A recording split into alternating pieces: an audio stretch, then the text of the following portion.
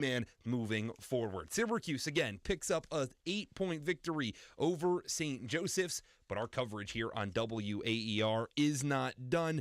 We've got the double overtime up until 1 a.m. with Adam Hipsky and Rahil Jaswal. I know that they are going to have a ton of thoughts about this game, so give them a call. 315-443-2011. I'll give you that phone number one more time. It's 315-443-2011. I'm Nathaniel Cunningham as we wrap up Orange Overtime. A couple of thank yous to give out to our producer, Max Giffer, making sure everybody's organized in the right spots. To our engineer, Dan Papillo, for the first time, pressing all the right buttons. It's like he's a veteran at this point. To Jack DiNapoli over on Radio Replay and the entire WAER Sports desk. Syracuse takes down St. Joe's 71-63. We get set for the double overtime with Adam and Rahil. Guys, the Orange, they snuck this one out. No doubt, Nate. And Syracuse, after 9 days off, you talk about that rest versus rust battle. Well, it certainly seemed like the Orange were rusty today, but a win is a win. Yeah, everyone can exhale because that was a lot closer than probably a lot of people were expecting. And as Gino Antamarino put it at the end of his call there, it was ugly, but the Orange get the W, win number 6 of the season for Syracuse. That's right, and Josh Richardson was inside the dome for the win. He'll talk to Adrian Autry and a couple of players after the game. He'll join us later on in the show. Syracuse 71-63 over St. Joseph's. It's the double overtime, and it starts right now.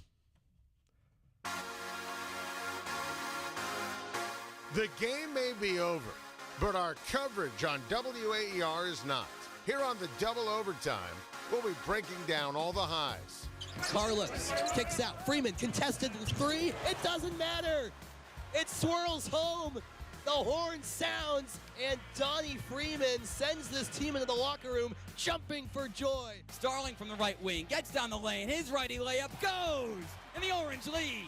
He's calling all the way for it. Wants it on Suarez. Spins back to his right. Baby hook up, and it goes. And one. Eddie Lampkin rocks the baby around the three-point line. And the lows. 100 matchups between Georgetown and Syracuse. A long 95-year history. The rivalry is alive and well, and today the victors is Georgetown. Lowe slices through the defense. Behind the back pass. Corhen sticks it up and in.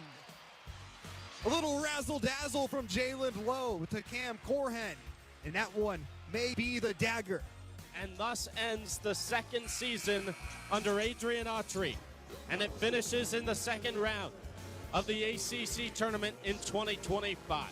Delivering our hottest takes along the way. But it just makes you wonder what is going on in practice, because each time that Adrian Autry takes the podium, it's a lot of, we're working on. We're getting better. We're working on it. We're getting better. We're getting better.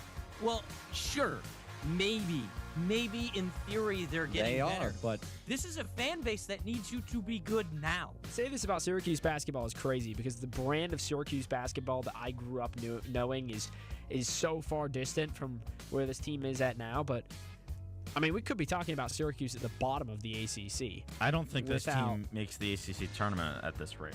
Get your voice heard by calling in at 315-443-2011 or check out our YouTube at WAER Sports Talk. It's the double overtime, and it starts right now. Welcome in to the double overtime. Welcome in to the double overtime. Adam Hipsky with Rahil Jaswal. And Rahil, Syracuse takes it 71-63 over St. Joe's. And the Orange advanced to 6-3 on the year. You can call in 315-443-2011, or you can tweet at us at WAER Sports Talk. Rahil, 71-63, your first thoughts? Yeah, certainly a game that you'd like to be a lot better, but in the end, the Orange get it done, Adam. But certainly a scare. Absolutely. And with that, we bring on our first caller of the game, Ken from Cicero. Ken, what you got for us?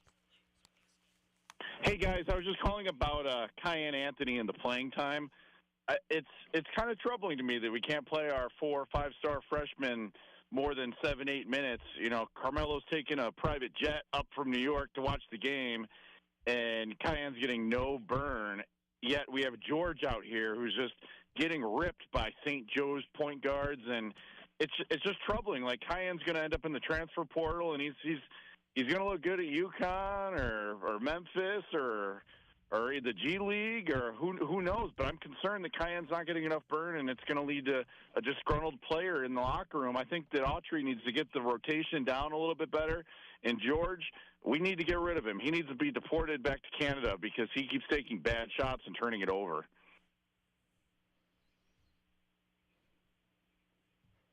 Player in the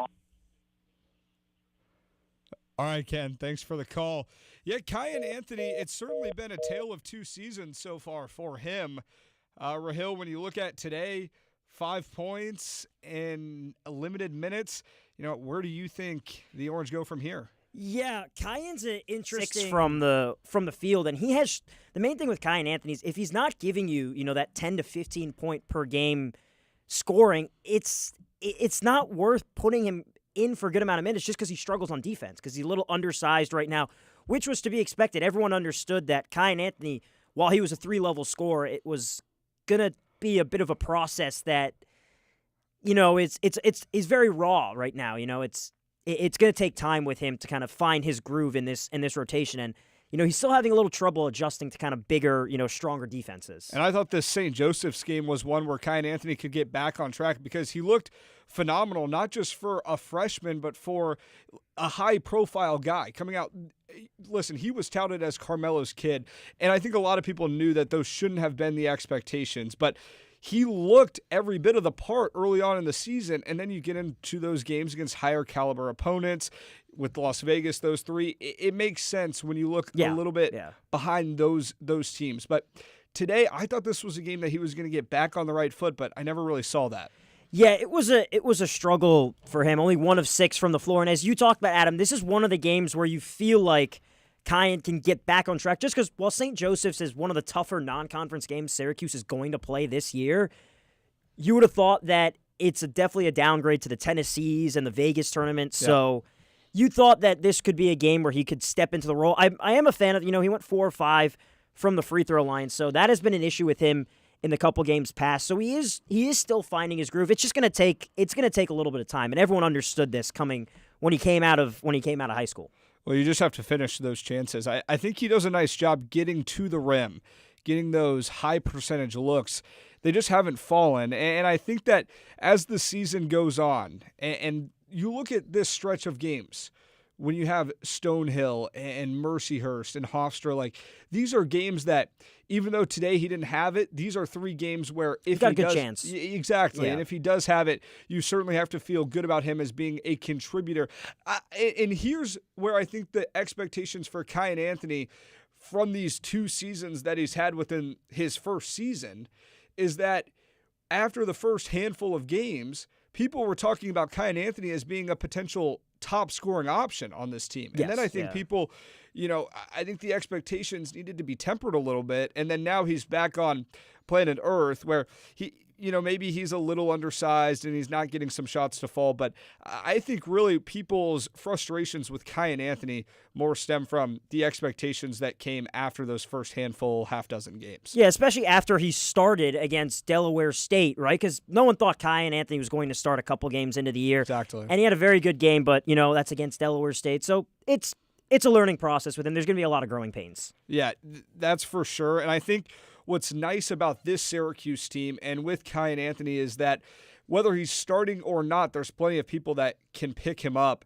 And Ken from Cicero right there talking about Nathan George not being the guy for this team. I mean, I couldn't disagree more. I think Nathan George is the catalyst. Yeah. He's the one that makes the Syracuse offense go. And if you take him out of the equation, Cayenne Anthony looks a whole heck of a lot worse if you try and run this offense through him. Yeah, Nathan George was one of the 5 Syracuse players with double figures tonight, 4 of 6 shooting the basketball. So he had a pretty good game, a couple assists mixed in there as well. So, and we have another caller on the line right now. Lester from Liverpool. Lester, what you got? Guys, guys, I want to know who is scheduling these 9 p.m. games. I couldn't agree more. I couldn't agree more because this that, team comes out so sloppy out of the gate. I mean, I have sources in the program saying that these players are sleeping until 4 p.m. 9 p.m. starts or late. The flip side for it, Lester, we get to talk to you guys until 1 a.m. If we'll take that spin zone. But I totally agree. You guys should be out hitting the bars. It's a Thursday night. Lester, the night doesn't end at 1 a.m. Come on now. No, Look at you. Okay. Also, can I just say, what is up with this St. Joseph's coach on the sideline thinking he's Steve Kerr? I mean, that guy was halfway on the court. Hey, I mean, if you come into the Dome playing Syracuse, you're gonna be aggressive. But no, these 9 p.m. tips are certainly interesting. Syracuse is gonna have a few of them this year, and obviously with winter break coming up, tough for the students as well to stick around for these type of games. And I totally agree. When you look at these, sleepy starts, sluggish out of the gate. In 9 p.m., we've got a blizzard outside. I'm with you, Lester. And it's not even like the ACC network had a doubleheader. We were watching ACC PM on a rerun for about 3.5 hours. I mean, if the Dome is going to be that empty, then we might as well just go back to Manley Fieldhouse and play there. I mean, I'm driving home in this blizzard right now. I mean, pray for me. I don't know if I'm going to make it. All right, Lester, stay safe now. Thanks. All right, that was Lester from Liverpool. We appreciate the call. Syracuse 71-63 over St. Joseph's. The Orange pick up back-to-back wins after the upset over Tennessee last week. 9 days off. You can call in 315-443-2011 or let us know your thoughts on our X at WAER Sports Talk. Adam Hipsky alongside Rahil Jaswal. We've got you up until 1 a.m., breaking down the Orange's win. And Lester brings up a good point about these slow starts, and that's on Adrian Autry to get his team and make sure they're ready to go no matter what time, no matter where they're playing. Manley Fieldhouse, JMA Wireless Dome, Las Vegas. Syracuse has to be ready, especially against teams that are of a greater caliber than St. Joseph's, because they can bury them a lot earlier. Yeah, and this game you could tell that they had over a week off because it was very sluggish out of the start, out of the gates. SU trailed 14-7 early. They were 1 of 8 to start from the field after the first 2 media timeouts. They only had 2 made field goals, but they did enough kind of defensively to weather the storm to the point where, St. Joseph's didn't come out and bury them. But I do agree, Adam, once Syracuse gets to conference play, you cannot start games like this just because, the margin for error becomes so slim when you're playing ACC opponents. I know the conference isn't the best, but it's certainly a step up from the non-conference slate. A conference is conference. Like, these are coaches that know each other, that know the tendencies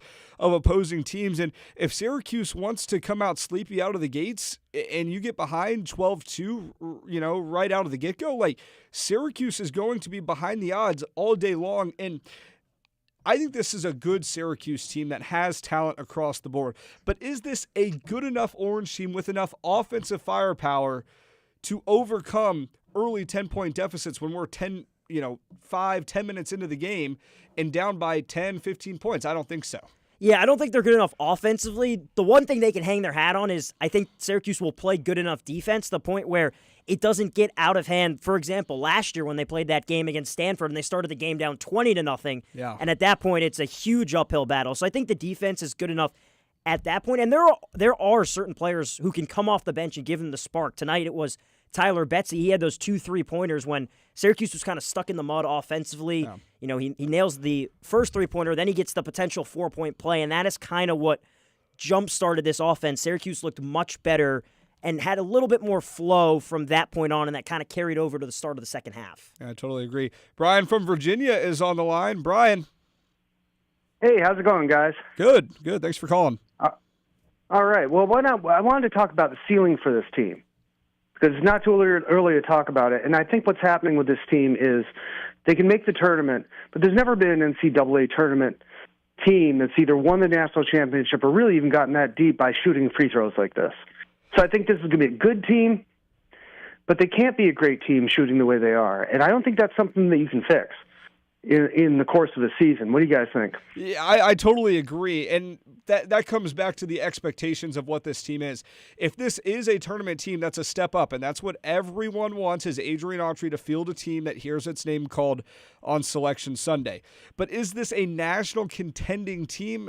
No, and I don't even know if this is a team that can get to the second weekend when you shoot free throws like that. And I totally agree with you, Brian, is that free throws are the top thing that's holding this team back. And you know what's crazy about this game is, you missed 13 free throws, and William Kyle, who normally shoots 40% from the line, he went 6 of 9 from the free throw line. Today it was Tyler Betsy who had his struggles from the line. So it just seems like every game there is someone or a couple players who just struggle from. Normally, if William Kyle goes 4 of 10 from the free throw line, that's expected, right? He's a big man. You see the release. It's just, but I don't know if it should be expected. You understood that he shot 40% at UCLA as well. But it's on this coaching staff to field a team that can develop and shoot better than 40% from the line, because while he's excellent on the defensive side, and he has been exactly, while the game is going on, he's been exactly what Syracuse needs. But once he steps to the free throw line, it's a tough watch.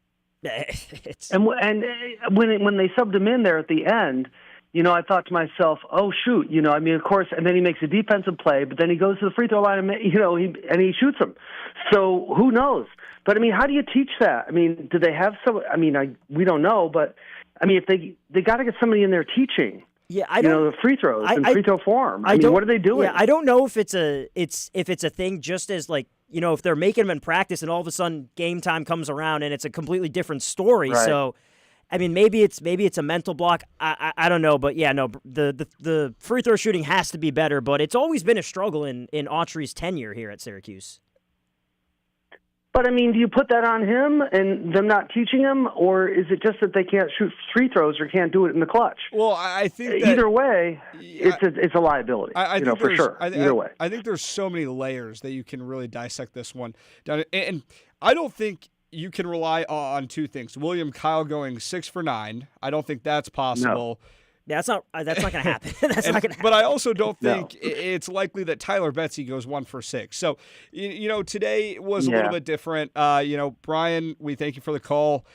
Syracuse takes it 71-63. And this is an interesting free throw because the discussion is going to be ongoing for this entire season. You cannot talk every about game this, it's going to come up. and it's going to come back to bite Syracuse at some point. So, it already did against Houston. Yeah, exactly. So, and that's a huge win that completely changes the outlook of this team. But I think that the Orange, their ability to get it done today, despite missing 13 free throws and still winning by 8, I do think it shows you a little bit about how well-rounded this offensive attack is. Yeah, and one of the big parts or kind of the big upsides of this team coming into the season was the depth. Right? And I think that was on full display when you have 5 different players score 10-plus points, and in a game where, a couple guys struggle off the bench, but they make up for it. Like J.J. Starling didn't have his best game today, but he scores 11 points, and you mix that in with 4 other guys that were in double figures, that'll do for a game like this. 5 guys scoring in double figures, and the 2 that don't, that are meaningful contributors, Sadiq White and Kyan Anthony, 2 freshmen and 2 guys that have shown that they can score in a high-volume role. So certainly, I think that Syracuse can get it done on the interior, on the perimeter. Nate Kings, certainly if he can knock those threes down at above a 35-40% clip, that completely changes the outlook of this Syracuse team. Yeah, another 3 3-pointers for Nate Kings tonight. Yeah. With him, it was always a question of, the good shooting is in his blood, right? He shot over 40% at Oregon State last year. It was a question of kind of when it was going to translate. And after the first half against Tennessee last game where he scored 19 points, this was another positive sign that he goes 3 of 5 from beyond the arc and is kind of Syracuse's main contributor when it comes to the 3-point line. Yeah, and that was exactly what this team looked like in those exhibitions. This is going to be a team that plays good defense, gets out in transition, and can hit threes. And I don't think this is as good of a three-point shooting team as what they were made out to be. It's really Nate Kings and Tyler Betsy, and that's about it. J.J. Starling and Kyle Anthony are kind of hit or miss from Yeah, so I don't necessarily know if this is a great three-point shooting team, but if you can get solid games out of Kings and Betsy, in my opinion, it kind of feels like those two guys, and the way that they are so hit or miss, feel like the X factors so far. Tyler Betsy, I think, has definitely worked his way into that conversation, Adam, about being the X factor, mainly because you saw the flashes of what he can do in that game against Houston, where he was the one who was taking all the big-time threes in the clutch situation. Yeah. And today, I mean, if he doesn't hit those 2 triples in the first half when Syracuse is down by 5 or so, you don't know when they're going to find when SU finds its offensive rhythm at that point. Because, I mean, it was like quicksand out there. A lot of sloppy turnovers, not a lot of good looks. So Tyler Betsy is certainly working his way into kind of that X factor off the bench, which is kind of what a lot of people thought he could be. Well, outside of Kings, they don't have anyone that can space the floor and spread defenses out. So if Tyler Betsy is your one guy that can force a defender beyond the arc, or at least respect, have a foot inside, foot outside the three-point line, then you have to have him in there. And I know every game he's not going to shoot it at a 60% rate. That's not feasible reasonable for anyone. Yeah. But if he can make defenses respect his three-point shooting, that opens up the floor a ton for Nathan George and a ton for J.J. Starling, because those two guys are at their best when they get inside the lane and can create for others. So Betsy and Kings, I think when I say that these two guys are the X factors, it goes beyond just their shooting. It's how they make defenses play this Syracuse team, and that's in a way that Adrian Autry's teams in year 1 and 2 didn't have. Yeah, especially last year, because nobody was respected when it came to shooting threes last year. If you could have someone that is respectable to the point where you're moving out in transition, they're in the corner, defense kind of overcommits, and at that point maybe you have an easy pass to William Kyle, who can run the floor pretty well for an easy 2. It's stuff like that you talk about that go beyond the three-point shooting, right? I think Nate Kings really has the capability to do that. And I know he didn't have his best game from the free throw line, 1 of 4, but he's a guy that you also expect to start to improve from the free throw line. That's the thing. William Kyle, you can see that this guy might not have the upward trajectory at the line when you look at that form and you look at the track record that he has at his previous stops. I don't feel that way about Nate Kings and Tyler Betsy. This feels like a one-off where you get a good free throw shooting night from your bad free throw shooters, and you get a bad free throw shooting night from your good. So, yeah, maybe a little bit of a fluke there, at least for Syracuse. You certainly hope so, because out of this entire roster and all of the free throw shooters on this team, you can't afford Nate Kings and Tyler Betsy to be going a combined 2 for 10 from the line. Yeah, if you had told us that Syracuse would shoot 15 of 28 from the free throw line and William Kyle would make 6 of his 9 free throws, you'd be like, what? Because you would expect Kyle to have about, 6 misses in there. And everyone's form, outside of maybe J.J. Starling's, who, he's got a little hitch in his. Yeah, but I don't know about, outside of everyone else's, it seems like a clean stroke, and they've had the ability to knock them down from the stripe, time and time again. So I don't necessarily think that that's going to be a consistent, downfall for at least those two guys. Yeah, I would say that you would expect both of them to shoot better when it comes to the free throw line. Certainly. Syracuse takes it 71-63 over St. Joseph's. The Orange win back-to-back games. We've got you covered here on WAER until 1 a.m. Adam Hibsky joined by Rahil Jaswal. We want to hear from you. You can call in 315-443-2011. I'll say it again, 315-443-2011. Once again, we've got you until 1 a.m. If you're on the drive home from this game, let us know your thoughts from inside the dome. You can also let us know what you think at our X on WAER Sports Talk. Tyler Betsy, Nate Kings, 2 3-point shooters, but the guy that was brought in to distribute for them was Nathan George, and he looked like prime Nathan George today, getting other guys involved and certainly making defenses respect him on the inside and the outside.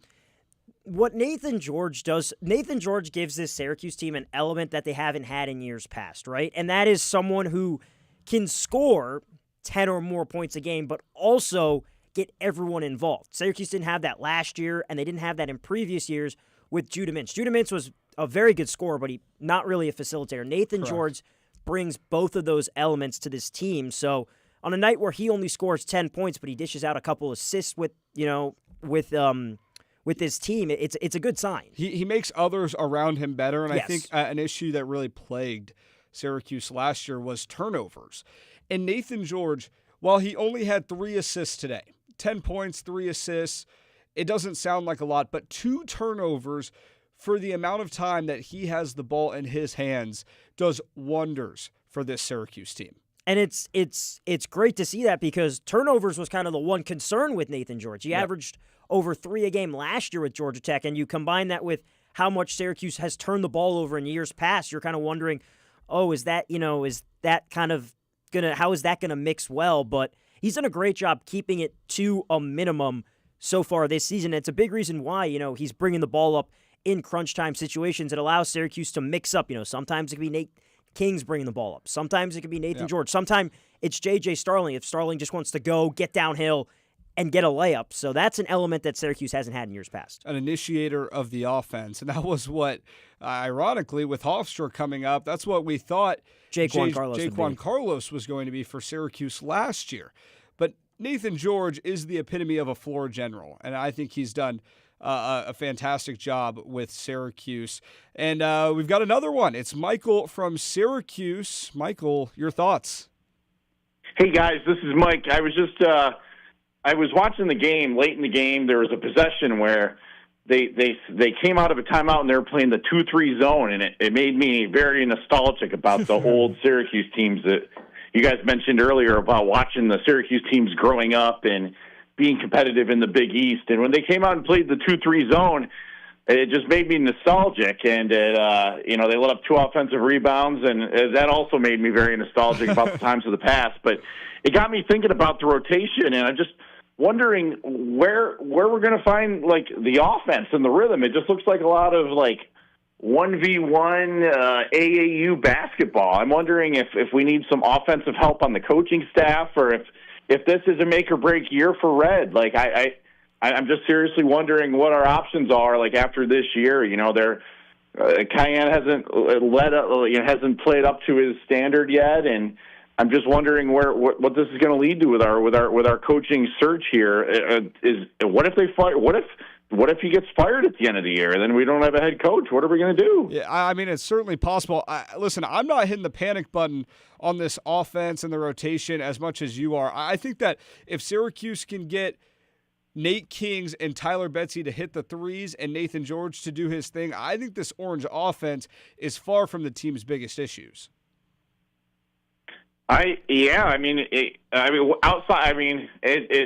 The free throws are an issue, but yes, we just need to make some shots. That's basketball. But I just do feel like on the coaching staff, there's just less of a sense of urgency. Like the other team, St. Joe's had Steve Curry, who was on the floor and hyping up the defense, and I just feel like there's a lack of urgency from Red, and I keep hearing people call for Carmelo Anthony to coach this team, and I think it's only a matter of time before Melo takes over the program. I don't know about all I that. wouldn't say it's a lack of urgency from Autry just because of the way he was fired up during that Tennessee game.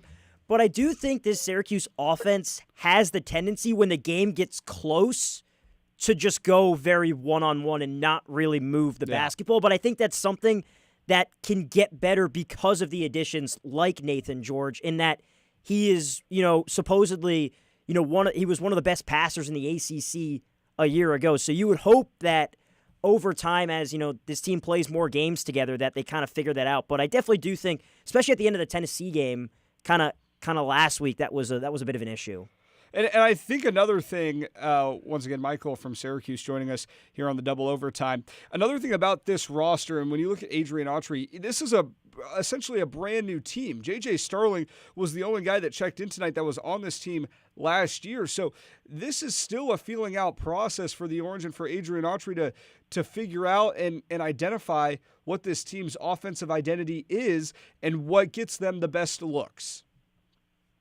Definitely. This is a brand new team, but I'm wondering what you guys think about what's our top potential? I think this team could probably finish top 5 in the ACC if all pans out. I heard earlier one of you guys mentioned the bottom of the ACC is kind of what it was looking like, and I have a little bit more hope for the team once they square these things out, but I don't know. I saw Carmelo on the sidelines and in the sitting on the court side, and it just made me wonder. Like maybe Carmelo, maybe we have the first ex-player coach like Patrick Ewing or guys like that. Gosh, Jim Calhoun. I hope Syracuse Patrick doesn't Ewing's end up like tenure Patrick Ewing, at Georgetown wasn't the best. But to get back to your question about kind of where I see this team, if all facets of the game are clicking, I think this is definitely a team that has the capability to get back to the tournament.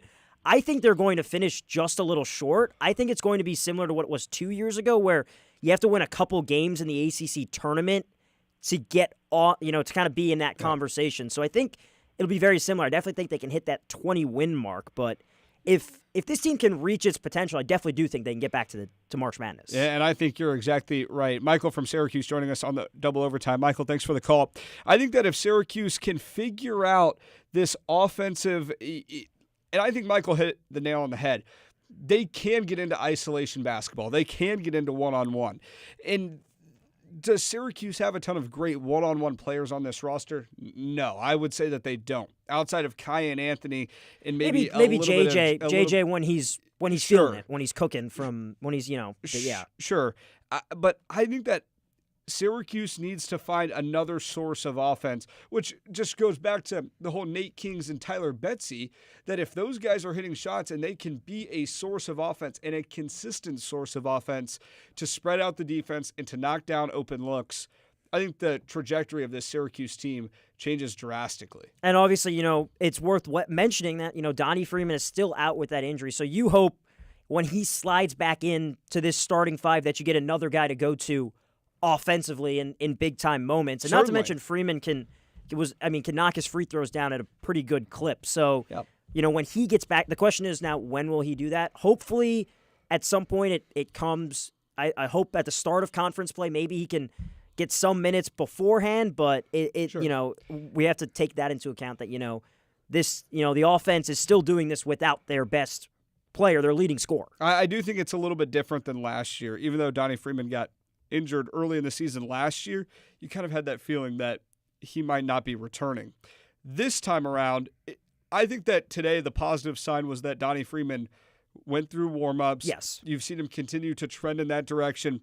Nothing that Adrian Autry has said has been inaccurate in the sense of what we see during warm-ups or, the limited looks that people see at practice. So I think that from that standpoint, Donnie Freeman will be back.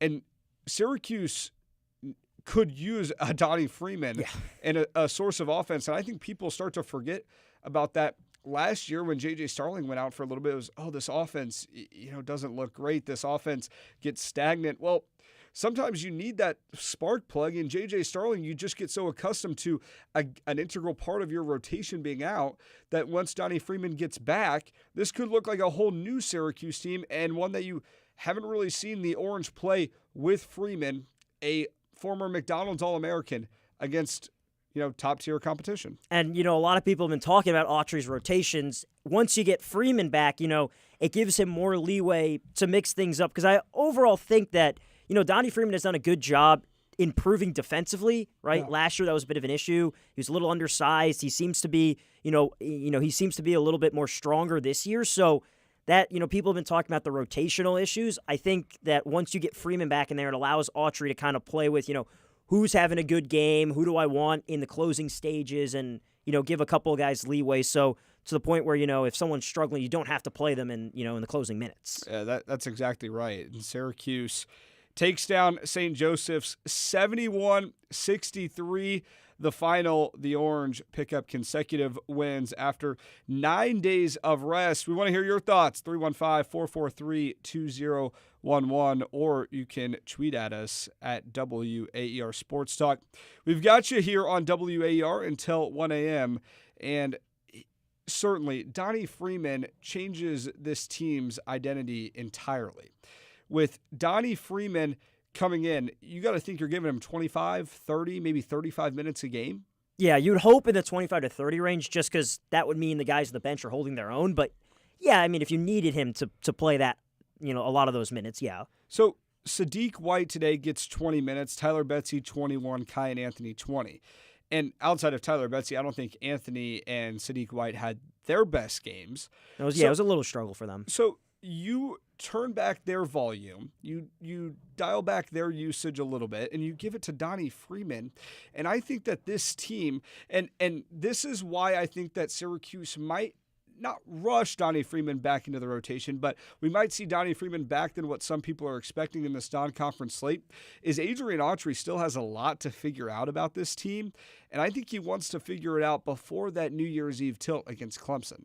Yeah, and I guess a positive for Red is that he's got a lot to figure out in that, there's a lot of guys that could start, right? There's a lot of different starting five rotations that you can throw out there. Ideally, once Donnie Freeman comes, maybe you bring him back the game before that and play him off the bench for limited minutes just to see, just kind of get him back in the flow of things. Absolutely. And then once you hit the ground running in ACC play, you can pick up where you left off. Now we'll see. I doubt he'll play against Hofstra on Saturday, or maybe he plays against Hofstra on Saturday because he didn't play today.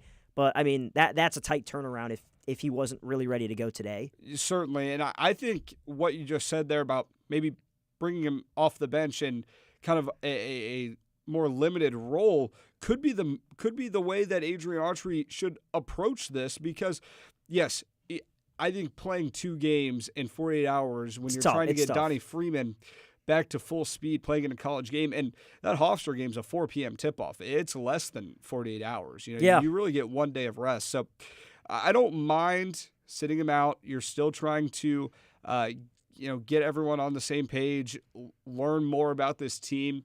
And I think that you can say that you've learned just as much about this Syracuse team with Donnie Freeman not on the floor as what you did when he's on the floor. Because what him being out in this time span has done is it's forced Nate Kings, Tyler Betsy, and Sadiq White to take a more increased role on this team.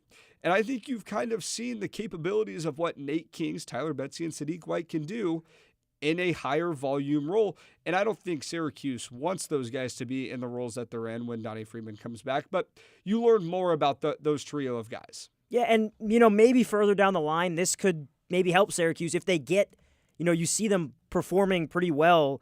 I thought today they were both very good in high leverage situations. So maybe that helps you down the line, maybe if, Donnie, struggles or, another player kind of hits, or maybe another player, has an injury and they're kind of thrust back into that role, maybe it can help them down the line for sure. All right, we're up against a break here on the double overtime. Syracuse takes down St. Joseph's 71-63, but don't go anywhere. The double overtime continues until 1 a.m. here on 88.3 FM. We'll talk to you soon. Running away, I'm at a loss of what to say to you. Then another night, I give up the fight. Will it be alright? Slow down and enjoy the ride. I'm Kathy Mattea. Join us each week on Mountain Stage, live performance radio from NPR. Sunday from noon to 2 on 88.3 FM WAER. Weekday mornings are a juggle, sometimes even a struggle.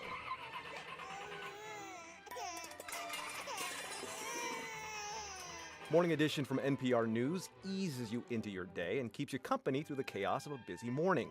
Hear interviews that give you context on the day's biggest stories, along with reporting and updates on the latest breaking news. Stay on top of the world with Morning Edition every weekday. Weekdays from 5 to 9 on 88.3 WAER. NewsHour from the BBC brings you interviews, news and analysis of the day's top global events. What's going on? What happens next? Let's get more on our top story now. With reporters across the world covering stories when they happen, wherever they happen. This place is so remote that it's hard to imagine it as the front line of a major geopolitical row. NewsHour from the BBC. Weekdays after Morning Edition at 9 on WAER, your local NPR station. I'm Jesse Thorne. This week on Bullseye, we're coming to you live from the Pit, the People's Improv Theater in New York City. We'll hear from H. John Benjamin, Jad Abumrad, and Tony Shalhoub, who has a new show on CNN about bread. It was really more of an exploration for me, and an excuse to travel and eat for free. That's on the next Bullseye from MaximumFun.org and NPR. Sunday morning at 11 on WAER.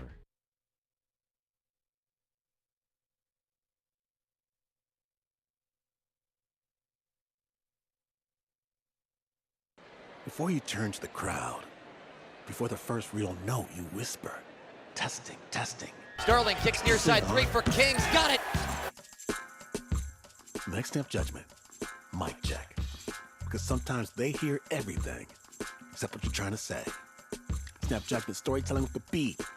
Do not miss it. Sunday morning at 10 on 88.3 FM WAER.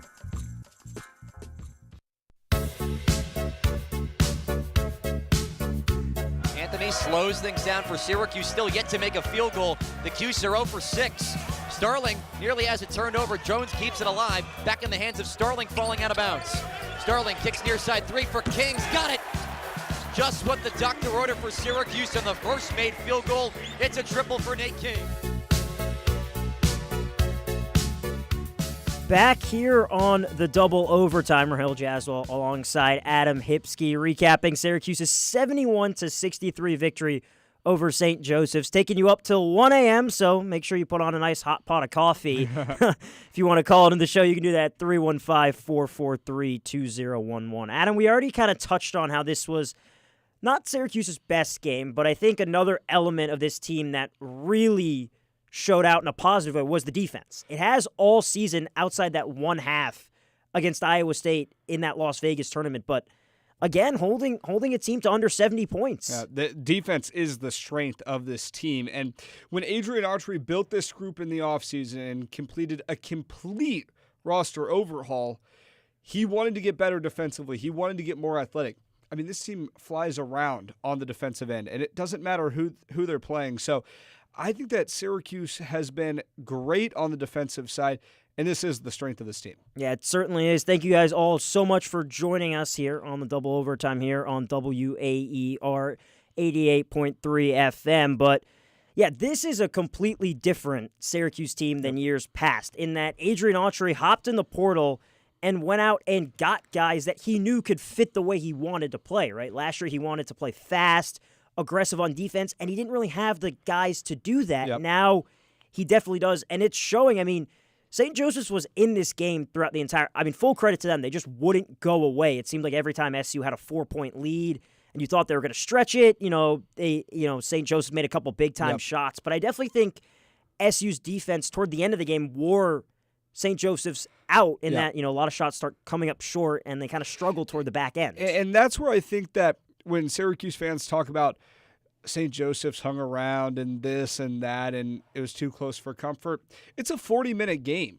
Syracuse has to play offense and defense for 40 minutes. So if you can outlast opponents in the final 5 minutes and play back and forth first 35, those final 5 is what matters. So if Adrian Autry can go 8-9 deep and have fresh legs and fresh speed that can run around like this defense does, Syracuse is going to be fine, especially defensively. Yeah, defense is not, and it's kind of crazy to think that defense is not the issue with this team because that was the question mark coming into this season. But you talked about, having those fresh legs, and, that also goes back to the depth in that last year Syracuse could not go 8-9 players deep, and now you can rotate guys in, even like Sadiq White, someone who hasn't given you the best offense. Yep, exactly. But he gives you that defensive energy in that. I mean, you want to talk about William Kyle has just been a breath of fresh air when it comes to defense, rim protecting and all that defensive intensity. A very smart player, knows where to be, and it seems like this team is much more geared to have a higher defensive IQ. When Syracuse can attack from so many different angles offensively,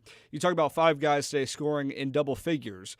When Syracuse can hit you from the interior, on the perimeter, all these different ways to get after defenses, well, that gives players like Sadiq White and like William Kyle the chance to shine on the defensive end. And yeah, William Kyle's been asked to do a lot offensively, but Sadiq White is a guy that can really hone in on his defense and be the guy that plays 20 minutes for Adrian Autry and might not make a single impact offensively. 1 for 4 today, but you could tell he was on the floor because of how he holds his own against high-level Division I talent. Yeah, and we saw that in the loss, right? Defense wasn't the thing that let them down in the Vegas tournament. I thought they were pretty sound. The one half where they kind of tailed away was the second half against Iowa State, but that was, the third day after you just lost 2 really tough games. And even Autry said that, you just felt like the energy completely dropped off. But what they did to Tennessee, and even, St. Joseph's, they did not have a good shooting day. The only reason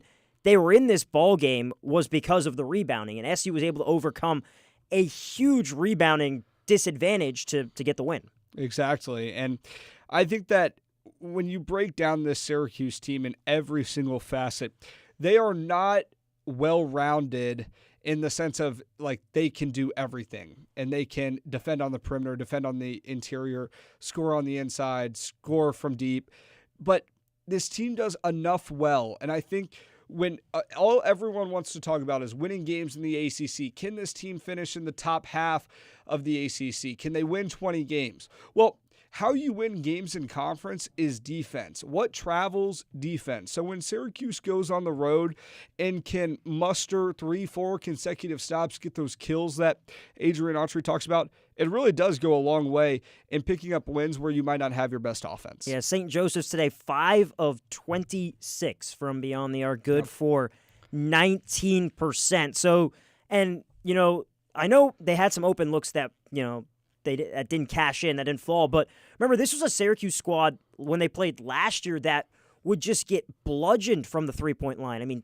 A lot of games were teams like Louisville, NC State, they would shoot above 50% beyond the arc, Florida State, and when you're giving up that many threes, it's just kind of impossible to stick around. So the defense has certainly been a breath of fresh air, and you still have guys that can improve defensively, right? Kyan Anthony is not the strongest defender. He still has upside there, but overall you like what you're seeing out of this kind of defensive intensity. That's main reason why Syracuse is winning basketball games right now. And like I just said, that's something that you can lean on no matter what your offense looks like, whether, J.J. Starling isn't finishing, if Nate Kings and Tyler Betsy aren't knocking down their threes, if William Kyle has a guy that is, an equivalent defensively on the inside, William Kyle can struggle in the ACC. There's no doubt about that. But what you can lean on night in and night out is your defense. And there were numerous times throughout today's game where St. Joseph's was on a 2-minute scoring drought, 3 minutes since they've hit a field goal.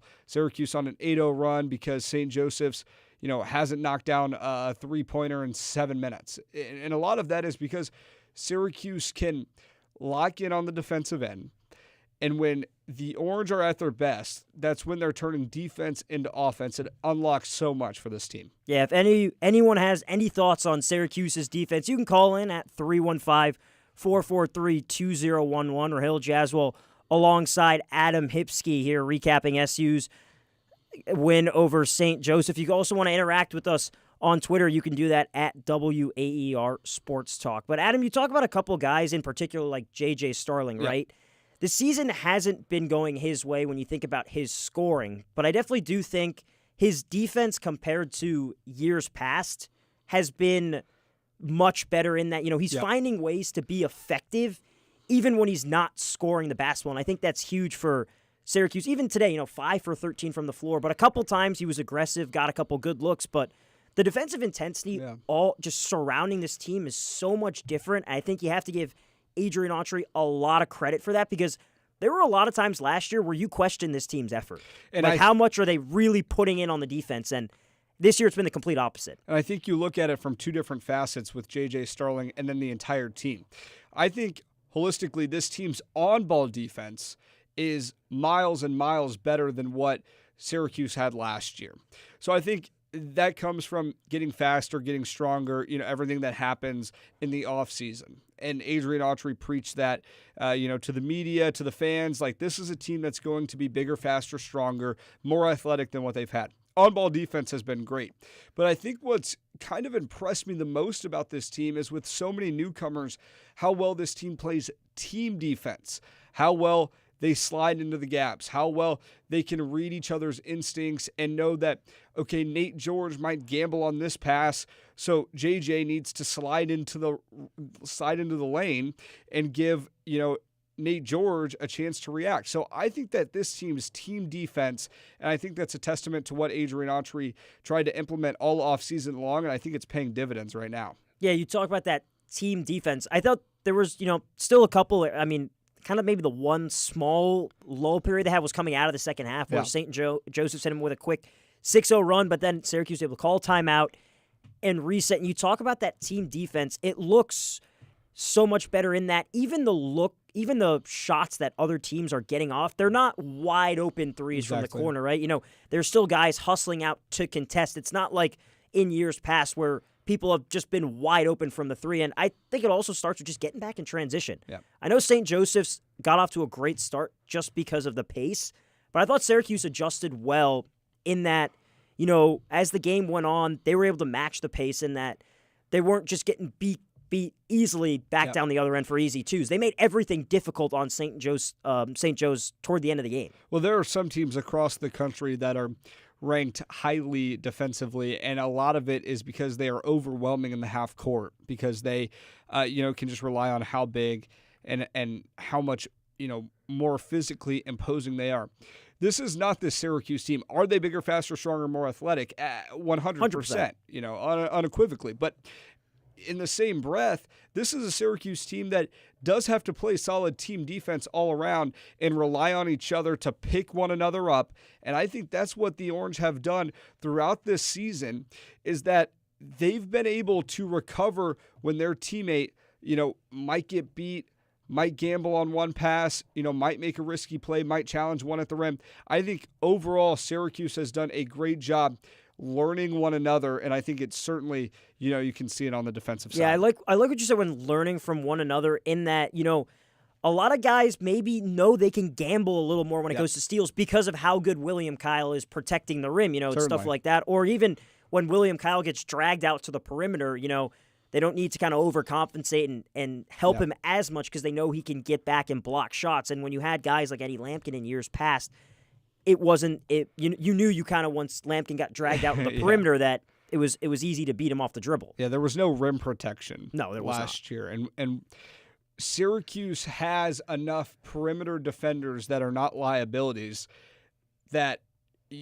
it's a world of a difference from what you saw last year. Eddie Lampkin did not do enough offensively to make up for how much of a liability he was defensively. Meanwhile, you replace him with William Kyle, who is not only not an offensive liability, but he makes up for everything on the defensive end because he erases about 4 or 5 shots a game. Yeah, William Kyle at this point already has more blocks than anyone had on Syracuse last season. You see it in games like Tennessee where he has, 6 blocks, 6 blocks in a single game. That's just nothing. That was just not the case a year ago with SU. But, Michael touched on it earlier, who called in the show earlier, that this team also came out a little bit of zone. I don't know if the zone defense is something they want to bring back, but maybe if a team, if they're struggling, you can throw that. Maybe that's something you have in your back pocket. I think you want to implement it against teams that aren't strong in 3-point shooting, and St. Joseph certainly was not strong from beyond the arc. So I think that had something to do with it. And throughout this non-conference stretch, I wouldn't be surprised if Syracuse tries to, mix up its defensive looks more to know, what you can go with in ACC play. If there is another team that Syracuse might be getting beat quite a bit on the inside, but this team cannot shoot on the outside, Adrian Autry can go look at the film from, these 3-4 possessions where he used it tonight, and where can this team improve in the half-court 2-3? Yeah, you talk about that. When you have teams who can kind of shoot the lights out, shoot you out of the gym, that's where you start realizing, maybe you don't want to throw in the zone there just because of the way the zone works. There's a very good chance someone is going to be taking a pretty, relatively open three. And also, this team can handle itself in man-to-man defense. Yep. In years past, the reason why Syracuse played zone was because they couldn't really handle themselves in man-to-man defense, but that's not the case this year. No, not at all. And there's not a huge drop-off 1 through 5. Sure, you can say that Kyan Anthony might be a little bit behind a J.J. Starling, who's been around the block 4 times. Yeah. But you don't feel poorly about inserting Kyan Anthony into the game with extended minutes because of his defense. At least I don't. Against top competition, I do worry about that. In that what happened in the Vegas tournament, maybe in a game like this or against Hofstra on Saturday. I think that Kyan Anthony held his own in Las Vegas. Listen, I disagree with that. I don't think so. But there's going to be a learning curve. Yes, no doubt. there is. I thought that more than anything, Kyan Anthony didn't take care of the ball. I thought defensively, yeah, there's going to be times where you're going to get beat, and you're going up against the best players in the country.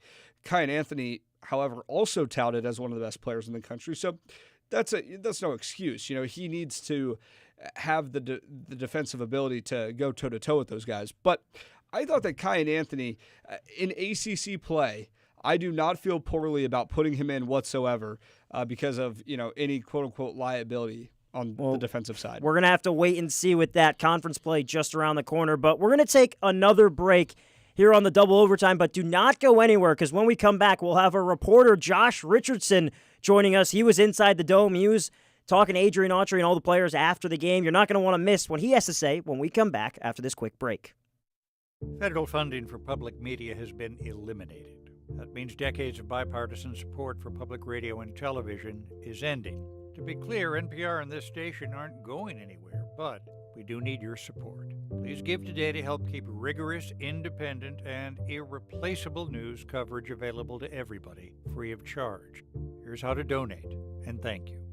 Visit WAER.org to get started today.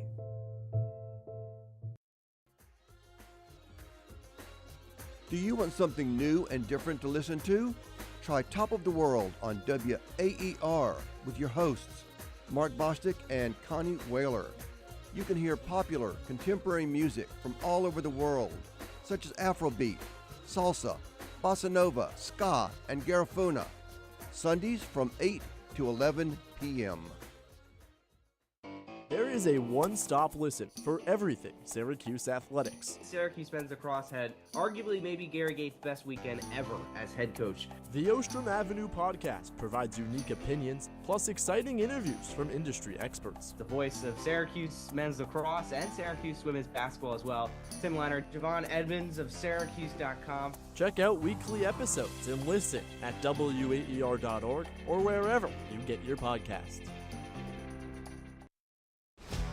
Thanks for listening. We hope you're enjoying this WAER sports broadcast. Our sports staff goes where the teams go, home and away, and prepare for days before each game broadcast. Our talk show and podcast hosts analyze games, pore over stats, and keep up on sports trends. These and many behind-the-scenes opportunities are made possible by listener donations. So if you're a fan or an alum, donate to keep our sports legacy strong at WAER.org and click Donate.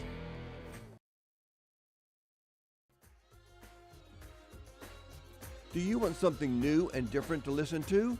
Try Top of the World on WAER with your hosts, Mark Bostic and Connie Whaler. You can hear popular contemporary music from all over the world, such as Afrobeat, salsa, bossa nova, ska, and garifuna. Sundays from 8 to 11 p.m.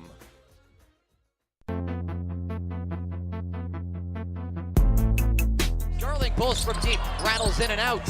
Defensive rebound pulled by Simpson. Outlet pass to Jones and jams it home with two hands. St. Joe's working in transition, and it's a two-hand jam for Jones. Welcome back into the Double Overtime on WAER. Adam Hipsky alongside Rahil Jaswal, lucky enough to be joined by our reporter, Josh Richardson, who was inside the Dome. If you got any questions for Josh, he talked to Adrian Autry and the players after the game. You can call in 315-443-2011 or let us know your thoughts at WAER Sports Talk. We've got you covered here on 88.3 until 1 in the morning. We thank you for sticking with us here at about 12:20 local time.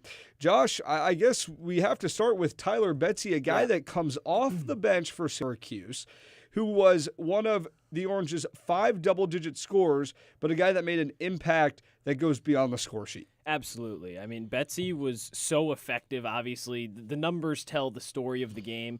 But at the same time, it was the timeliness of his buckets, because there was a stretch where St. Joseph's was really starting to keep it close in that first half. I mean, it was back and forth for a majority of the way. Syracuse pulled away a little bit at the end, but a part of that was SU was down by 5 at one point. Yep. Betsy hits a 3, cuts it to 2. Betsy hits another 3 and 1, misses the free throw. Another bucket gets scored, and then Betsy hits a ridiculous fadeaway turnaround, kind of half floater, half mid-range shot. And just like that, he has 8 points in about 95 seconds, and Syracuse is now leading a game that it was just trailing by multiple possessions. Yeah, you talk about that 8-0 run, and it kind of seemed like after that, SU settled in a little more. The offense wasn't great per se after that, but before that, it was like, Adam and I touched on this. It was like they were moving in quicksand, a lot of kind of herky-jerky kind of movements. But then after that, it seemed like they kind of settled down a little bit and found their flow toward the end of the first half. Yeah, part of that was definitely Betsy just kind of bringing a spark. Another part of that was also something that Adrian Autry talked about in the press conference, was they kind of kicked themselves in the foot a few times, and St. Joseph's really took advantage of their mistakes, but a lot of that had to do with the energy level. I mean, how many times has Adrian Autry talked about needing to be at level 5 energy? He led off the press conference. He said this was not level 5 energy, not even close. And a lot of that had to do 9 p.m. tip-off, snowing outside, low crowd attendance because a lot of students have already gone home. 9 days off since the Tennessee game. There were just so many factors that were playing against Syracuse in the sense of ways to kind of get pumped up after this, because all of that momentum that you maybe gain after the win against Tennessee, and a huge upset at that, just kind of goes out the window because of such a long layover. Yeah, and we had Lester from Liverpool on the show earlier talking about 9 p.m. games and how this team was sluggish out of the gates. Did Adrian Autry touch on that at all? Obviously, he said not level 5 energy, but is there something that he wants to do differently going forward? Because this is a team that has quite a few late tips. Yeah, he's just talked about that it wasn't pretty, and, Brent Axe of Syracuse.com kind of asked him, what do you do when you need to self-start and you really need to be... He said, we need to look within ourselves and kind of figure out how we're going to do that, because we can't rely on the crowd in these type of games. We can't rely on, people deciding to show out. You need to get ready to go. And obviously another big part of that is, and it's funny because no one ever thinks about this, but these are student athletes. A lot of them had exams throughout this week. A lot of them had other things that they had to think about outside of the game of basketball, which, of course, happens throughout the course of the semester, throughout the course of the season. But especially this week, everybody has to lock in. They have 9 days off. You go to practice. You go take your tests. You go to class. Well, now you have to actually play a game again. And when you don't do that for 9 days, it can be a little difficult. Absolutely. On the flip side, St. Joseph's, now, this was kind of an interesting game. Originally supposed to be played in Las Vegas. Yep. Then the Hawks lose their coach. They still keep the Orange on the schedule, but they make it just a regular non-conference play. What did you see about this St. Joseph's team? Was it a group that you could tell lost their head coach and didn't have quite the roster makeup that what they might have thought they were going to have under Billy Lang? The thing with St. Joseph's is what they lack in talent, because obviously when you play a Power 4 team or Syracuse or really anybody in the ACC, you're going to be at a talent disadvantage. Sure. They lacked that. They made up for it in fundamentals and how they played the game, because they were aggressive from the opening tip. They did not care that it was the JMA Wireless Dome. They didn't care that it was Syracuse. It was like the scene from Hoosiers where they measure the free throw line, the distance away, how tall the rim is. They knew that they had as good a shot as any other team to go into the Dome and beat Syracuse, and they really showed that. They played well. They played really well. They did, and I think that really started from Deuce Jones the second. 18 points. He was a havoc defensively, had 4 steals, 7 rebounds. He didn't shoot particularly well, but he had such an impact for St. Joseph's. He was the driving factor that really kept the Hawks competitive in this game. I thought their energy out of the gate was kind of everything you look for when you're at a talent disadvantage. You're playing, a big time. You have to win the rebounding battle. You have to force turnovers. All the little things that you do that are in their control, they took advantage of, and they even did. Just out of the gate, hitting Syracuse quickly with a little flurry at the start. Because if SU comes out from the get-go and goes on, a 9-10-0 scoring run, then all of a sudden, your head kind of drops, and you're like, oh, I don't know. But Syracuse gave them a little opportunity there at the start, and credit to them, they took it. And, it could have been a different story if you mentioned Tyler Betsy doesn't go on that 8-0 run. I think Joseph's kind of also ran out of energy toward the end of the game. But, if a couple of those shots fall down, we could have a very different story. And that was the thing, too, with St. Joseph's defensively, and something that Autry touched on in the press conference was Syracuse shot a season low in three-point attempts, something that obviously this is a team that's, comprised of a lot of big shooters. Obviously, Betsy had 5 threes, so did Kings. They both shot 3 of 5. But outside of that, Starling 0 for 3. No one else took more than 1. I mean, that's just a situation where Autry kind of talked about, they were playing so aggressive on our shooters. They were just trying to run us off the line. And when you don't get three-point shots up, you don't make as many threes. I mean, it's causation. And when you do that, you force teams to make shots inside, to make free throws, which Syracuse struggled with again towards the end of the game. Not William Kyle, though. Not William Kyle. But, of course, the three-point shot is the most efficient shot in basketball in terms of what second most, obviously, with the layup.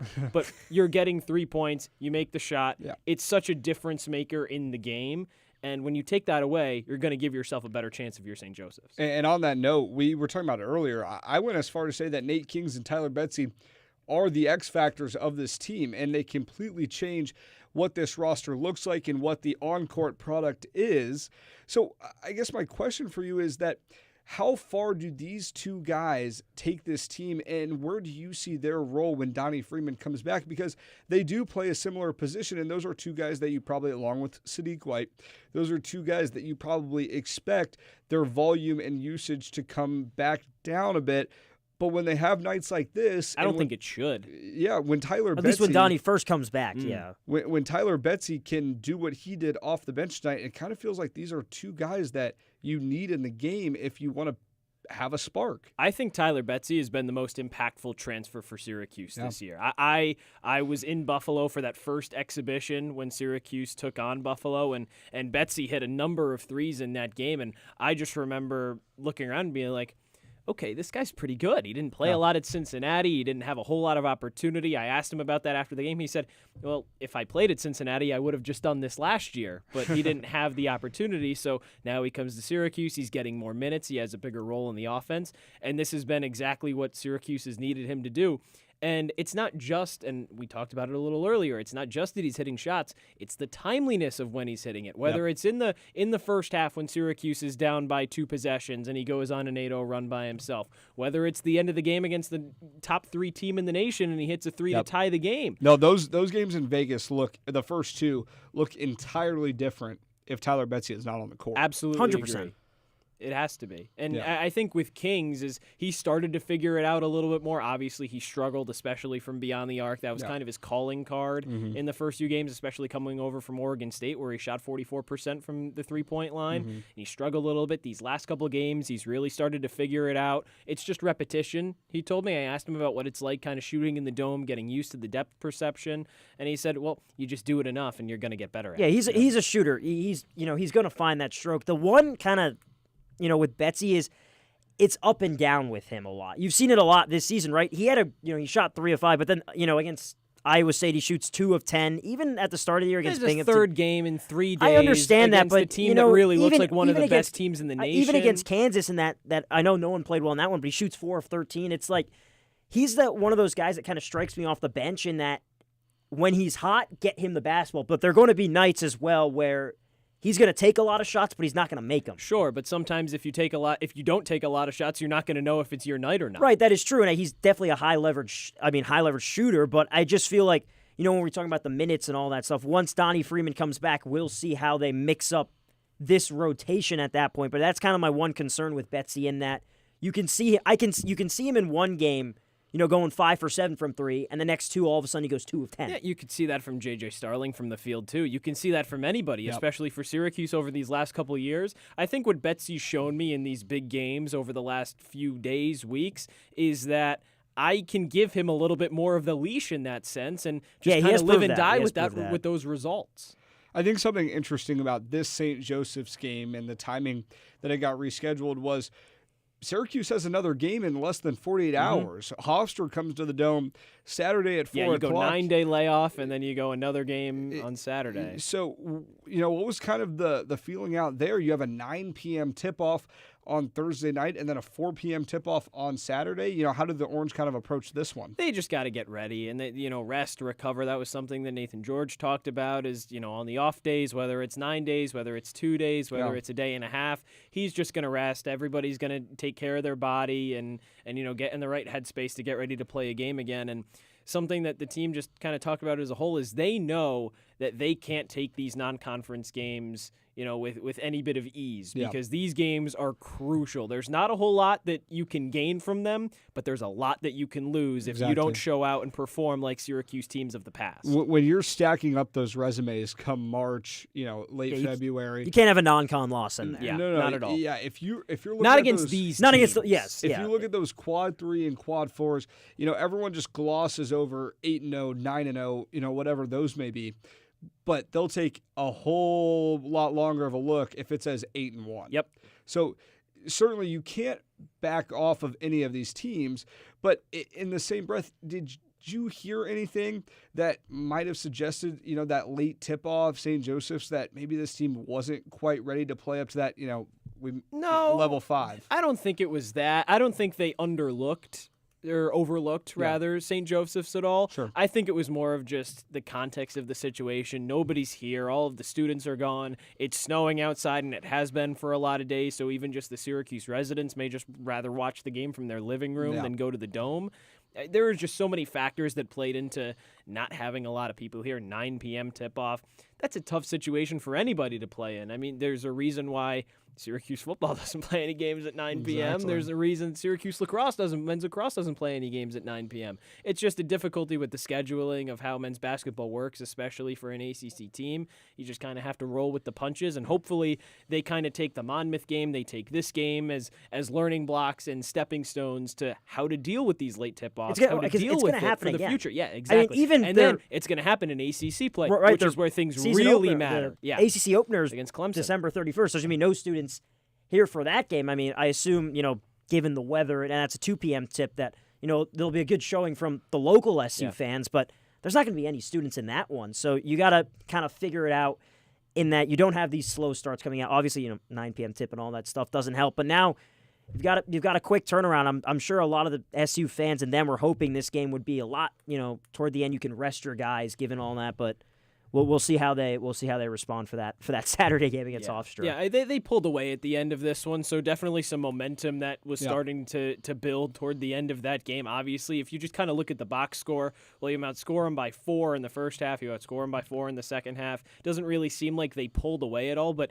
I mean, it was close down the stretch. It was a 2-point game at times, and then Syracuse really hit the gas pedal. Not a lot of free throw production, obviously, so it happened during, the 8-minute to 4-minute mark, and then towards the end of the game, the lead was so big that they didn't really have to worry about free throws at all, and it kind of coming down to that. They did just enough to survive in the end, but I mean, they played well. I think they didn't play poorly. I think the only two criticisms that you could take away from this game, at least from my opinion for Syracuse, are you have to rebound better, and you have to make free throws. I didn't see anything else that I was waving a red flag over. Sure. I mean, but the free throws are going to be in every game. Thing at this St. point. Joseph's just played really well, and give them credit to them because they could. I mean, I don't think Syracuse played bad in this game. There were a couple points where it was a 4-point game, and you thought, okay, here's where SU pulls away, and then St. Joseph's they had a big 3. They get to the free throw line, and best in the country at making their free throws as well. That certainly helped them stick around for a little longer. The Monmouth win, I think, was more concerning than this win. Well, and when you look at this 5-game stretch of St. Joseph's tonight, Hofstra on Saturday, and then Mercyhurst, Northeastern, and Stonehill, the 3 games that round out this non-conference slate. There's levels to this. There are. St. Joseph's and Hofstra on a bit of a different level than the Mercyhurst and Stonehill. But you're telling me it doesn't concern you at all that you only outscore St. Joseph's by 4 points in each of the 2 halves? I get, no, because they still played well. I'm not thinking about it specifically from this is how many points I know St. Joseph's isn't bad, but it still felt like there were points where Syracuse was, and we've had a couple There were callers. points that they kicked themselves in the foot. Sure. That's something that Autry said. That's something that the players have said. And there were moments that they definitely did not take advantage of opportunities. And when they gave St. Joseph's opportunities, the Hawks did take advantage of those. But I think overall they played well. They shot well from three. They shot well from the field. They didn't shoot well from three, but they won the turnover battle. Yep. They had 7 steals. They did well defensively as well to kind of cause some of that havoc. It's just St. Joe's hit big shots at big points in the game where Syracuse started to kind of claw away with it and start to take advantage of that game and start to take advantage of the talent on the floor. And then 2 quick layups and a turnover, and just like that, it was close again.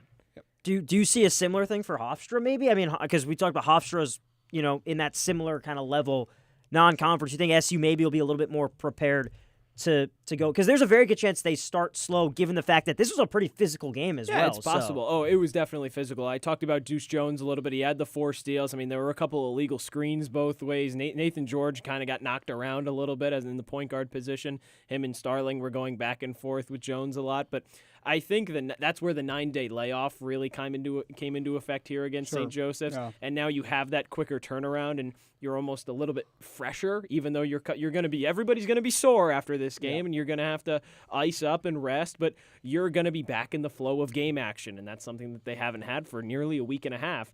You get that in 48 hours, less than that against Hofstra. And when you look at those, metrics, all the computers, the analysis, they've got Hofstra better than St. Joseph's by a pretty fair margin.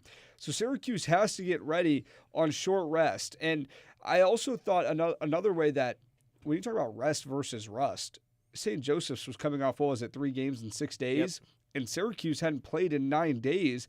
And it seemed like the Orange were the ones that had played 3 games in 6 days. Yeah, that was something that Autry touched on also during the press conference. Was he said how St. Joseph's kind of was getting into a groove and getting into a rhythm because, 6-4 overall. I mean, they had won 4 straight games, and obviously those 3 games in 6 days coming into this Syracuse matchup. So they played well, and they were coming in on a bit of a hot streak, kind of feeling like, oh, you know what, let's go take down, Goliath here. And they fell a little bit short, but they put up a good fight.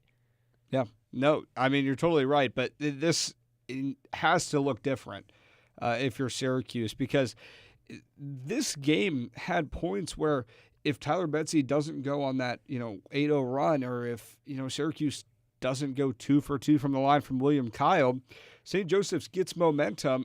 And if you let teams stick around for too much longer, it can come back to bite Syracuse. Yeah, I mean, you can play the if game, if this, if that, I don't know. If a referee calls a foul on William Kyle, he has a free throw to beat Houston, right? I mean, if a bunch of different things happen, then maybe something else happens, but that's not the reality of the situation. I will take this as a Syracuse win against a team that was coming on a bit of a hot streak. Syracuse had 9 days off. Autry knew it was going to be a tougher game than probably a lot of people expected because of all of those, external things that you can't really measure with box score stuff and everything like that. I think that it's a win that they needed to have, and they had it, and it doesn't do a whole lot for them box score wise, and I'm sure in Ken Palm rankings or anything, but for team morale, I'm sure that this is a big one to show that we can have a lot of days off and feel a little bit of rust and lose all of the momentum you just built and still come away with it's definitely a positive that they can win ugly, right? It doesn't have to be all clicking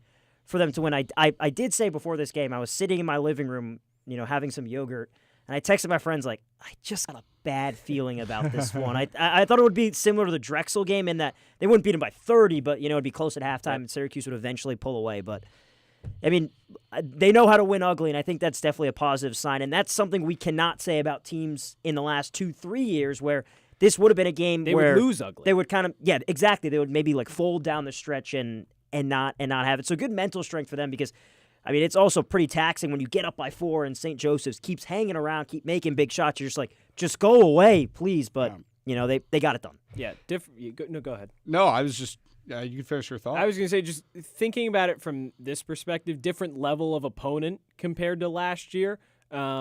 This reminded me a lot of the Georgetown game from last year. Last game before, break, and obviously you have another game in 2 days. But I mean, thinking about that Georgetown game from last year, it was ugly, it was sloppy the whole way through, and Syracuse ended up falling in that one, a game they really needed to win, and they just came out rusty, and they showed it throughout all 40 minutes. This one was just the other side. They came out and got the job done in the end. Adam Hipsky with Rahil Jaswal, joined by our talk reporter, Josh Richardson. Josh, thanks for the time. Thanks for having me, guys. All right, double overtime continues after this up until 1 a.m. SU takes down St. Joseph's 71-63. We'll talk to you after the break.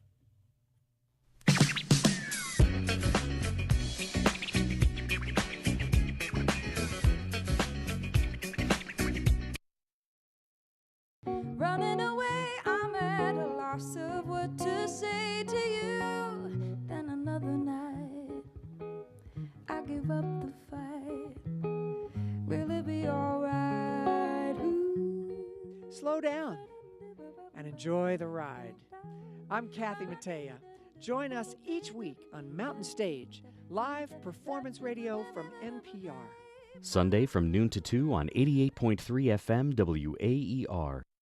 Weekday mornings are a juggle, sometimes even a struggle.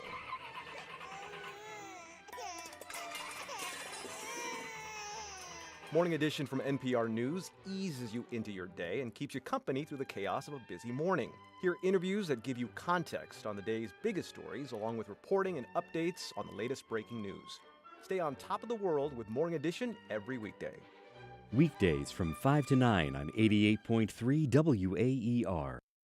News Hour from the BBC. Understand what's happening. With news. What's going on? Heat waves, cyclones, storms, floods. Increasingly unpredictable weather events. Interviews. 2024 is the hottest year on record. This is an uncharted situation. And analysis of the day's global events. In the Middle East, it's very difficult to be shocked nowadays. That's News Hour from the BBC. Weekdays after Morning Edition at 9 on WAER, your local NPR station. I'm Jesse Thorne. This week on Bullseye, we're coming to you live from the Pit, the People's Improv Theater in New York City. We'll hear from H. John Benjamin, Jad Abumrad, and Tony Shalhoub, who has a new show on CNN about bread. It was really more of an exploration for me, and an excuse to travel and eat for free. That's on the next Bullseye from MaximumFun.org and NPR. Sunday morning at 11 on WAER.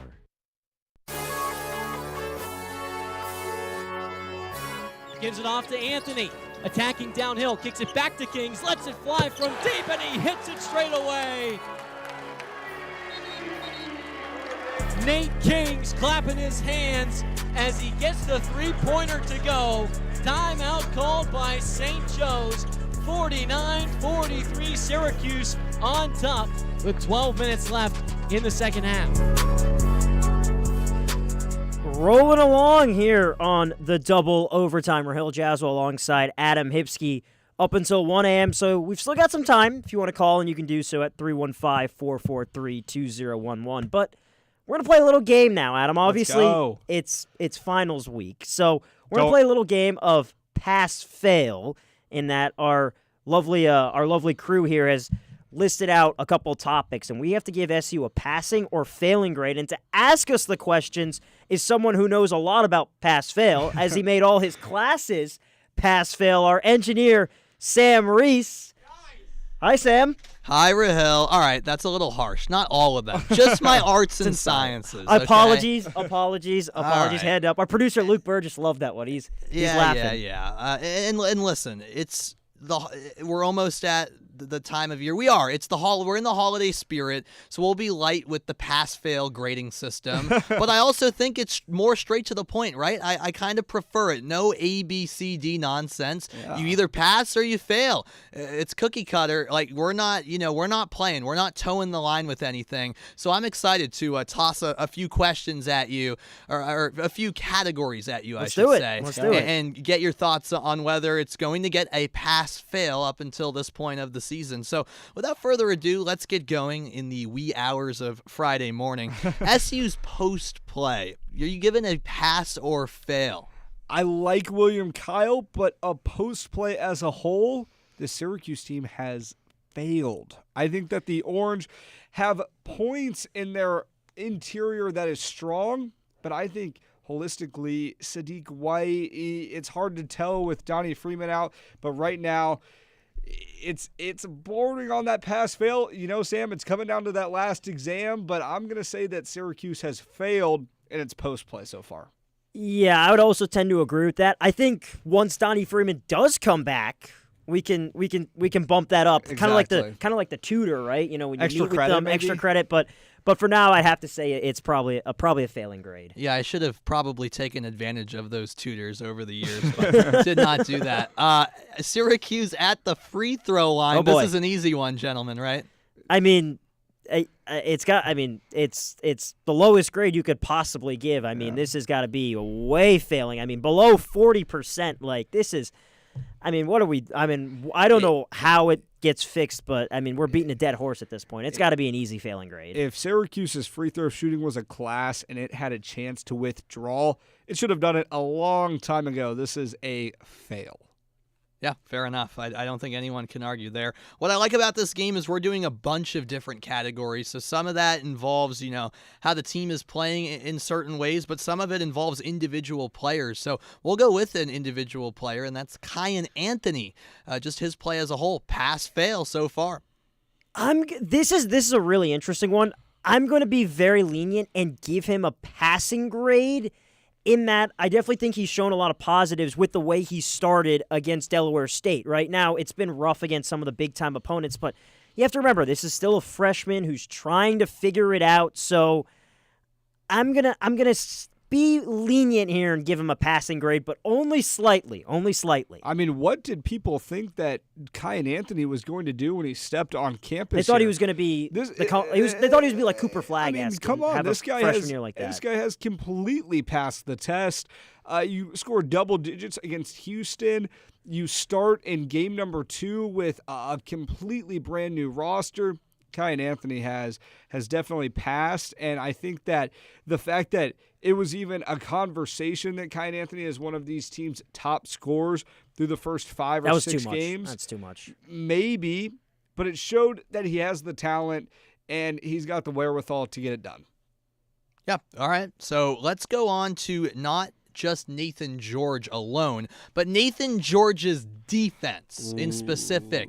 Pass-fail, is it suspect? Yes, it is suspect, but it's another one that goes down to that last exam. I think Nathan George's defense is passable. It's lucky that it's a pass-fail class for Nathan George because it's one that might tank the GPA a little bit. But no, he gets the job done. This team as a defensive whole certainly doesn't, they don't lose too much with Nathan George on the floor, and certainly he makes up for it offensively. Yeah, it's anything with the defense you'd have to kind of lean past just because of how good it's been as a team. I thought it would be a little better, but I'm going to lean with the passing in that, as Adam touched on, it's been serviceable. It's not like you plug him in there and he's a defensive liability, right? Yeah. Now, if this was, maybe if you're talking Kyan Anthony's defense, it's a little different, but with Nathan George, I'm gonna stick with passing. So we've got a nice plethora of passing and failing grades here. All right, yeah, a little bit of balance there. You thought we were just going to talk Syracuse basketball, but we're not. This one, you guys listening can't judge, but if you're watching on our YouTube stream, which you should at WAER Sports Talk on YouTube, you can judge the quarter zip game from both of you gentlemen. First of all, quick hitters, explain your quarter zip, and one of them has to pass and one of them has to fail. All right, I just got, would you say this is a baby blue, Sam? Yeah. Baby blue, I mean, smooth, easy on the eyes, nothing too much to it. We've kind of got a little cotton candy going on right now, Rahil.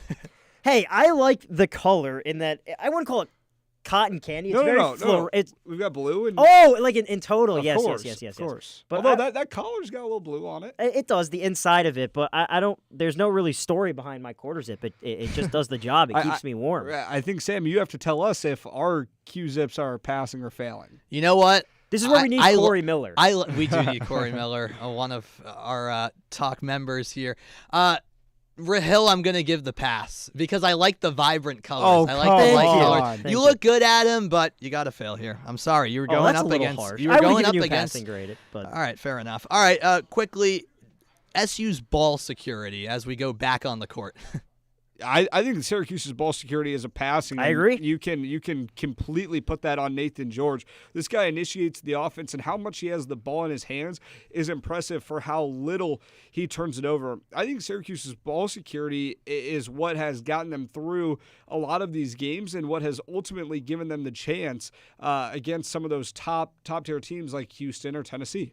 I agree, and mainly just because the way it was last year, it just seemed like every big possession, SU had a back-breaking turnover. They've had, a couple strings of turnovers here and there, but, there was a good portion in the game against Kansas in Vegas where they had 0 turnovers at one point deep into the ball game. So I definitely think it's been one of the biggest holes that's been plugged. So I like the passing grade here. All right. Yeah, I respect that. Final question. This is going to be a real quick hitter, guys. 10, 15 seconds from both of you. Otto's Army and SU's fans, are they getting a pass-fail? They're passing because, listen, you have to win to bring them in, and Syracuse picked up that win against Tennessee. I expect this to be a much more vibrant crowd after the new year. I agree. I'll give them a passing grade mainly because of the energy in the Tennessee game. You can't fault them for what's gone on the past 2 years. Sure. All right. You guys are a bit kind with it. Good graders, gentlemen, and I hope I get a passing grade. No, you do not. Oh, all right. I'm going to have to go back to my mom to dress me now after that. Well, I guess that means my time is up. Fair enough. But thanks, guys, for playing along, and thanks for holding the fort down until 1 a.m. here. Yeah, thanks, awesome. Sam. Thank you so much, Sam. We're going to take another quick break here on the double overtime. But when we come back, do not go anywhere because Adam and I will give you our final words. You're not going to want to miss it when we come back after this break. Before you turn to the crowd, before the first real note, you whisper, testing, testing. Is this thing on? Next step judgment, mic check. Because sometimes they hear everything except what you're trying to say. Snap Judgment storytelling with the beat. Do not miss it. Sunday morning at 10 on 88.3 FM WAER.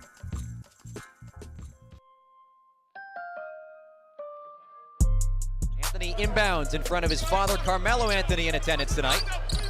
Gets it back from Kyle after triggering it in. Anthony straight downhill with the right hand, dishes out for Starling. He traces through the lane. Betsy kick out left wing, pulls from deep. Got it! Nothing but net for Tyler Betsy. Welcome back here on the double overtime on WAER. Closing up shop, breaking down Syracuse's 71-63 win over St. Joseph's. The Orange improve to 6-3.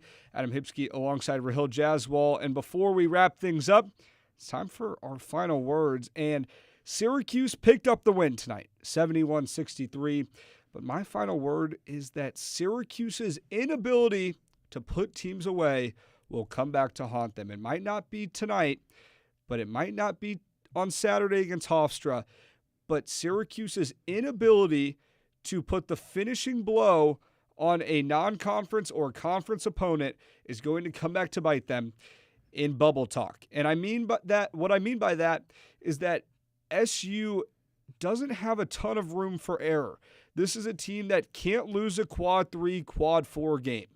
And tonight, Syracuse, while they won by 8, they were on the cusp of a couple things not going their way, and they could easily have gone down to the final possession. So when I look at this Syracuse team, is that you have to have that killer mentality to finish off some of these teams that are, quite frankly, inferior. And so maybe it's not Hofstra that picks up a win against Syracuse, and maybe it's not Mercyhurst next Wednesday. But if you get into a game January 10th against Pittsburgh, a bottom feeder in the ACC, and you come out sluggish like that, because I don't care what the tip times are. If you come out sluggish and you lose a game like that to a Pitt team that ranks in the quad 3 or the quad 4, that's going to be a major blemish on the Orange's resume come March. 9 p.m. tip times, it doesn't matter. Syracuse has 4 more of them. It has to get ready to play no matter where, no matter what time, and no matter against who. Yeah, I'm going to go a little bit more positive on my final word, and I think I'm finally ready to say that defense is officially this team's identity. I didn't think it would be at the start of the year, and I didn't think anyone would at the start of the year. Everyone talked about how they were able to score the basketball, the different playmakers they had on this team, but after what they did against Tennessee and tonight in a game where they were not great on the offensive side and it was sloppy, the defense once again bailed them out. And that's a lot of credit has to go to head coach Adrian Autry because what he is preaching to the squad is landing with the players. This team is very physical. They fly around, force a lot of steals. There's not as many defensive breakdowns as there were last year. And it's going to be a big reason why Syracuse can win some close games in conference play, because when their offense is not firing on all cylinders, the defense is bailing them out. I think that's what happened tonight. It happened against Tennessee as well. The one bad half they played was against Iowa State, but that was 3 straight days of playing basketball, and the energy kind of wanes. But overall, I think it's officially time to say that defense is this team's identity, and that's what they're going to hang their hat on the entirety of the season. Rahil, I'm with you, and I think that if you want to win games deep into the season, those meaningful conference games that can make or break an NCAA tournament berth, you have to lean on your defense. Yeah, and we'll see how what happens on Saturday against Hofstra, but I expect another strong. We're gotten to the point where now you expect SU to perform well on the defensive side of the ball and be consistent in that. It's not kind of like a one-off performance. That's absolutely right. We'll see if Syracuse's defense can hang with Hofstra on Saturday. That takes us to our next broadcast on the 13th. Get some sleep tonight. Get some sleep tomorrow because we're on the air at 3:30 with McClurg Remodeling Countdown to tip-off. We'll have the call of the game and then, of course, the double overtime up until 8 p.m. with Milo Hoffman and Nick Evans. They'll take you through the post-game coverage for Syracuse's next non-conference bout. We also have to plug the Ostrom Avenue podcast, of course. You can listen, WAER.org, Spotify, Apple Music, wherever you get your podcasts from. The Ostrom Avenue podcast is where you can find that. A couple of thank yous to hand out here, sticking with us up until 1 a.m. on this Friday morning. Our producer, Luke Burgess, our engineer, Sam Reese, who also probably deserves an unnecessary stray after that pass-fail decision. But nonetheless, we thank Sam for getting us on the air tonight. We appreciate all of his doing. Our reporter, Josh Richardson, who got to join the show, and, of course, our WAER desk, Cole Purvis, Josh Rothert, and Josh Solomon. A couple of Joshes there getting us through until the early morning hours. All right. For Rahil Jaswal, I'm Adam Hipsky saying so long. Syracuse takes down St. Joseph's 71-63. Enjoy the night.